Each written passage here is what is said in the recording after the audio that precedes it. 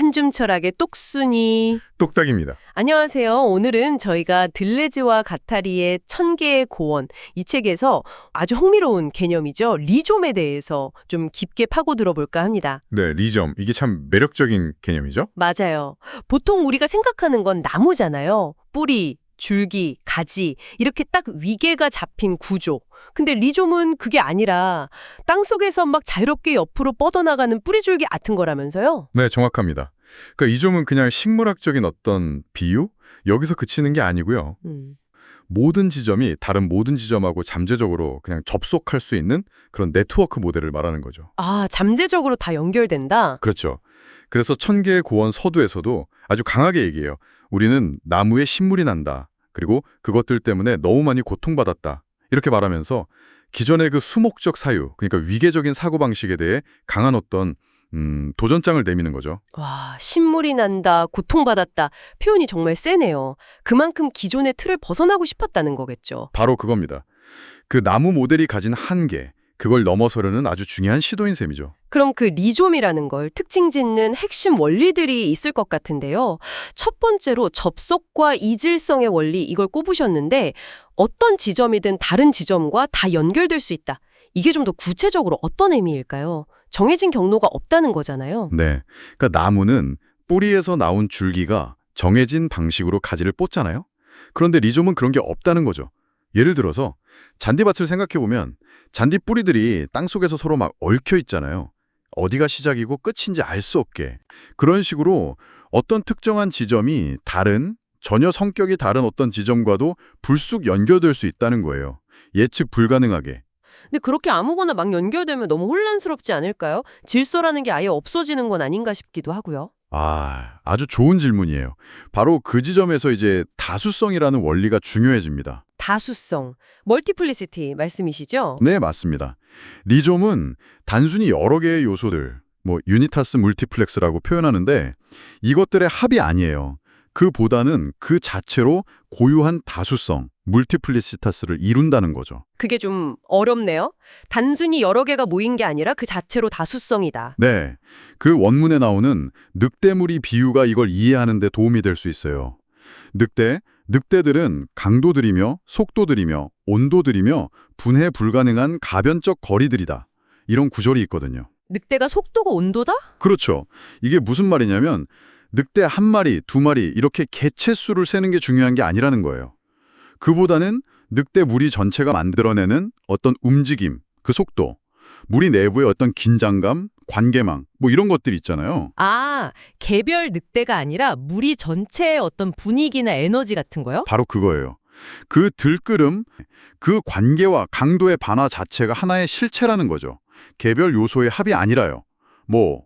건축으로 치면 개별 벽돌이나 기둥의 합이 아니라 그 공간이 주는 전체적인 느낌이나 경험 같은 거겠죠. 예술 작품도 그렇고요. 아하, 이제 좀 감이 오는 것 같아요.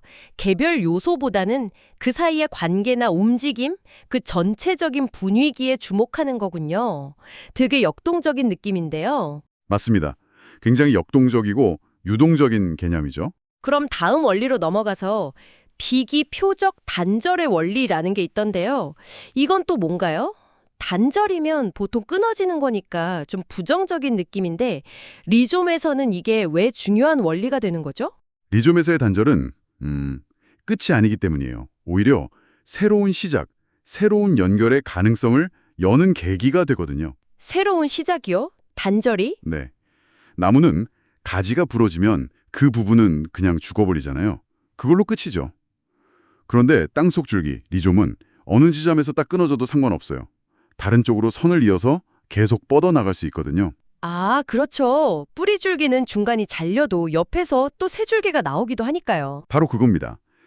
예측 불가능한 어떤 변화, 창조, 이런 가능성이 바로 이 단절에서 열리는 거예요. 그래서 이걸 설명하려고 지도와 전사라는 비유를 들어요. 지도어 맵이랑 전사 트레이싱. 네. 전사는 우리가 흔히 아는 베끼기, 트레이싱 같은 거예요. 원본을 그대로 따라 그리는 거죠. 항상 똑같은 걸 재생산해요. 하지만 지도는 다르죠. 원문 표현을 빌리자면 지도는 언제나 다양한 입구를 가지며 연결될 수 있고 뒤집힐 수 있으며 수정될 수 있는 아주 열려있는 시스템이에요. 아, 지도는 길을 찾아가는 거니까 막 다른 길로도 갈 수 있고 새로운 길을 낼 수도 있고 그런 의미군요. 그렇죠. 리좀적인 단절은 기존의 그 정해진 길, 즉 전사적인 경로를 벗어나서 새로운 길을 탐색하고 그려나가는 지도 그리기 행위에 가깝다고 볼 수 있어요. 그러니까 이건 실패나 오류가 아니라 시스템 자체가 스스로를 새롭게 만들어가는 방식인 거죠. 와, 실패가 아니라 재구성의 방식이라니? 이건 정말 관점을 확 바꾸게 하는데요. 듣고 보니 이 원리들이 다 연결되는 것 같아요. 결국 리좀족 사유라는 건 그런 위기적인 틀에서 벗어나서 끊임없이 뭔가 만들어내고 변하고 굉장히 유연하고 창의적인 길을 열어주는 거네요. 네, 바로 그렇습니다. 그리고 이게 그냥 머릿속으로만 하는 그런 철학적 사유 실험에 그치는 게 아니에요. 실제로 여러 분야를 분석하는 아주 유용한 도구가 될 수 있거든요. 아, 실질적인 분석 도구요? 예를 들면 어떤 분야에서요? 언어학 같은 분야를 예로 들 수 있겠네요. 우리가 잘 아는 촘스키의 생성문법 있잖아요. 그건 아주 대표적인 나무 구조 모델이거든요. 언어의 규칙성 같은 걸 설명하는 데는 아주 강력하죠. 네, 그렇죠. 트리 구조로 많이 그리잖아요. 맞아요. 그런데 실제 우리가 언어를 사용하는 걸 보면 규칙만 따르는 게 아니잖아요. 굉장히 창의적이고 비선형적이고 맥락에 따라 의미가 달라지고 이런 측면들을 그 나무 모델로는 다 포착하기가 좀 어려워요. 하긴, 그러네요. 맨날 쓰는 말인데도 가끔씩 새롭게 느껴질 때가 있으니까요. 그렇죠. 반면에 리존 모델은 언어를 그런 고정된 구조로 보지 않아요. 그보다는 끊임없이 변화하고 다른 요소들과 막 접속하는 어떤 초문장들, 그냥 추상적 대상들, 원문에서는 뭐 비물체적 변형들이라고도 하는데 이런 것들이 펼쳐져 있는 하나의 평면으로 보는 거죠. 초문장, 추상적 대상. 좀 어렵지만 고정된 게 아니라 계속 움직이는 뭔가로 본다는 거군요. 네. 그래서 언어 현상뿐만 아니라 사회나 정치 같은 다른 영역들도 표면적으로 비슷해서 연결되는 게 아니라 그 밑에 깔린 어떤 작동 원리, 들레즈 가타리 용어로는 추산기계라고 하는데 이 추산기계의 차원에서 서로 연결된다는 통찰을 제공해요. 사회 현상 분석에서도 비슷한 이야기가 나오던데요. 몰적인 것과 분자적인 것. 이것도 좀 설명해 주실 수 있을까요? 네, 그것도 아주 중요한 구분인데요. 물적인 것은 뭐랄까 크고 조직화된 집단을 생각하시면 돼요. 예를 들면 국가, 계급, 성별 같이 딱 구분되고 통계적으로 파악되는 그런 거대 집단들이요. 네, 거시적인 단위들이네요. 그렇죠.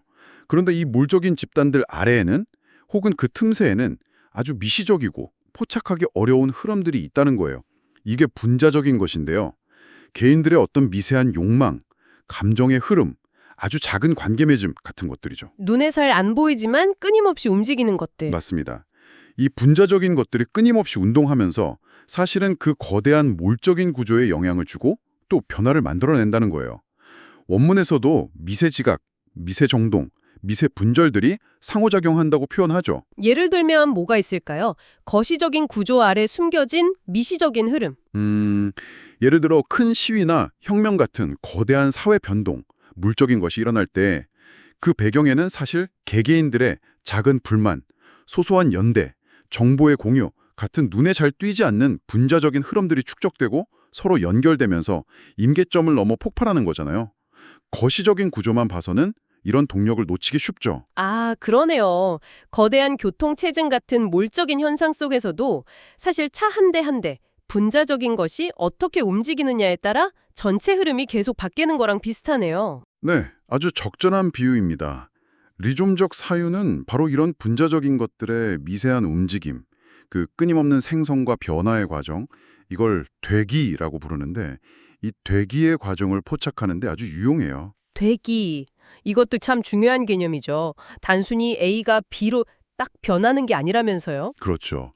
되기는 A도 아니고 B도 아닌 A와 B가 만나서 서로 영향을 주고받으면서 이전과는 다른 어떤 새로운 상태로 끊임없이 이행해가는 과정을 말해요. 뭐 아이 되기, 여성 되기, 동물 되기 같은 식으로 표현하죠.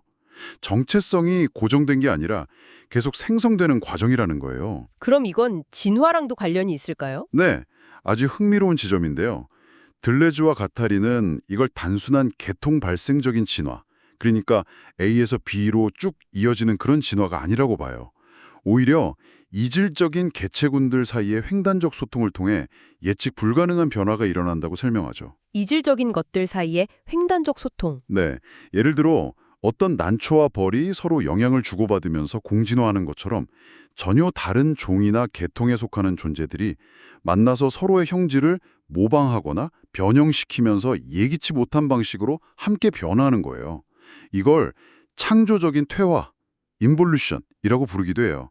단순한 모방이나 퇴행이 아니라 이질적인 것과의 접속을 통해 새로운 방향으로 나아가는 거죠. 퇴화인데 창조적이다.